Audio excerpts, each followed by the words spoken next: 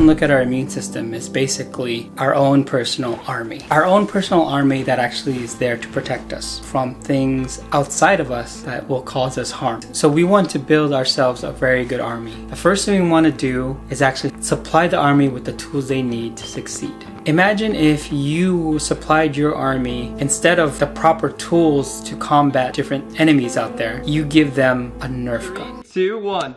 Whoa! Or instead of like jet planes, you gave them a Power Wheel set. If we're gonna talk about it as an army, we want to give them the right proper things. We need to give our bodies the right nutrients in order for it to build. Remember, you need good basic building blocks in order to build the right things in your body. Not only to build these things, but also so that they function properly. If we have low quality products that we're taking in, meaning they're not very natural, not very organic, I'm eating everything from cans or processed. Basically, the ingredients that I'm putting in my body to make these immune fighting complexes, the macrophages in my body, all the white blood cells are using these low quality pieces in order to be developed, then the function is probably not going to be that great. Have a good diet, have good sleep, exercise. These are basic things. Decrease the amount of sugar that you're taking in. This is easier said than done because so many products have added sugar in it. High fructose corn syrup is found in basically almost everything, even including different sauces that we use. Those high sugar levels can actually cause hyperglycemia, but this acute or temporary hyperglycemia actually suppresses the immune function in different ways. To put it simply, if you have high sugar levels in your system, all this glucose flowing around,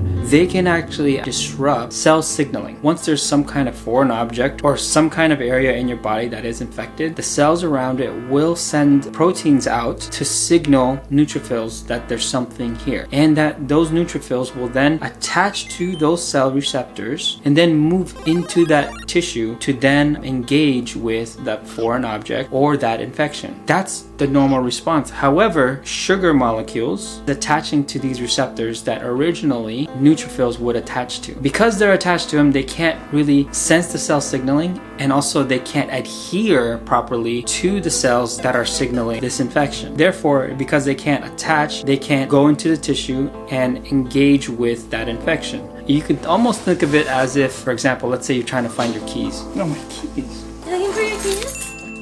And when everything is in order, you go into your room, you grab those keys and you go out. And it's very quick. However, let's say now this same room is not so organized. Let's say there's a bunch of stuff in the middle of the room. You know where your keys are. No, my keys. Looking for your keys?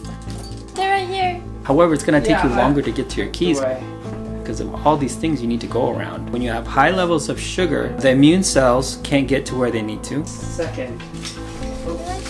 And also simple carbohydrates, which are like white breads, white rice, they're basically like sugar too. And the reason being is your body breaks them down so quickly, it's as if you just took in sugar. So try to avoid those as well. If you're gonna eat bread or anything like that, or pasta, try to get whole grain if you can, because it won't cause that large of a spike in your body. The second thing we want to give our immune system or our army is something that will make them stronger. You can actually take supplements to actually boost your immune system. Antioxidants. To understand how antioxidants work, we need to understand how free radicals work. Just to put it very simply, free radicals are generally oxygen molecules lacking an electron. So because they're lacking an electron, it's easy for that unpaired electron to try to take electrons from other molecules. Each electron needs to be paired up with another electron. When an electron is missing another electron, it will take another electron from somewhere else. What makes that so dangerous is once you're messing up the subatomic composition of that molecule, it actually impairs proper cellular function. So if you think about it like this, free radicals are actually formed naturally in your body through physiological processes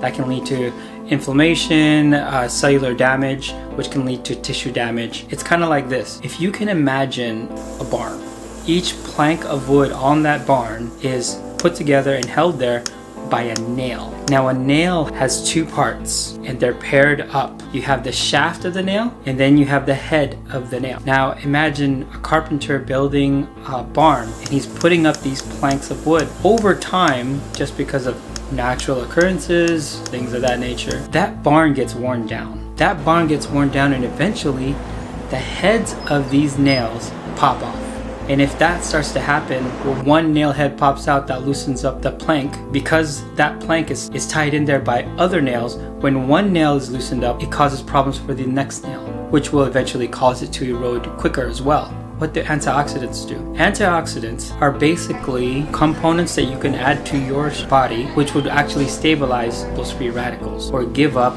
an electron. It's no longer causing havoc on everything else in the system, causing inflammation, causing tissue damage, causing cellular damage, and therefore dysfunction in the cell itself. Going back to the whole barn analogy, antioxidants are pretty much those guys that go around and perform maintenance on that barn. Any nails that where their heads have come off, they put a new nail in there to make sure that those planks stay in the barn, and they maintain the upkeep, which in this case are your cells. So imagine if you remove these things from the equation, the cells in your body, including your immune system, will function a lot better. With that said, good antioxidants, n-acetylcysteine or NAC or NAC. N-acetylcysteine also helps replenish glutathione levels in your body, which glutathione is a very, very strong antioxidant, prevents cellular damage, and therefore supports the immune system. You can also take vitamin C, which is a very common antioxidant. The dosages I would recommend are N-acetylcysteine daily, 1200 milligrams to 1500 milligrams. Vitamin C, between 4000 to 6000 milligrams. Be careful with vitamin C though. If you take too much, it can induce diarrhea. Generally, we try to stay below 6000 milligrams, but just play it by ear. Some people may have the diarrhea induced below that 6000 milligram mark.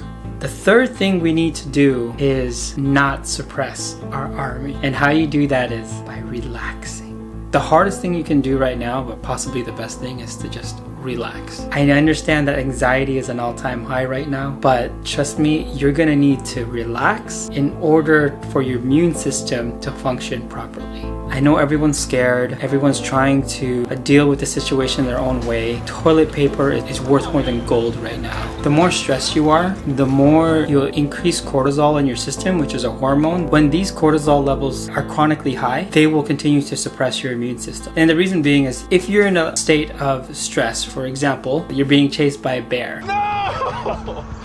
And let's say you're actually developing an infection, but because your body is more afraid of that bear, it's more of an immediate problem than the infection, it'll suppress your immune system, therefore your immune system will not respond to that infection until you get away from the bear. Takes care of his tummy. This is actually seen by a lot of students out there and a lot of people that have high stress jobs. Once a project or a final or a test is done, they will actually get sick. And the reason being is until you dealt with that one stressful situation, once it was done, then your body kind of collapsed and it allowed itself to get sick. And so your immune system was able to create an attack against that infection. And so you need to relax. Just calm down, world. It's okay. It's gonna be all right.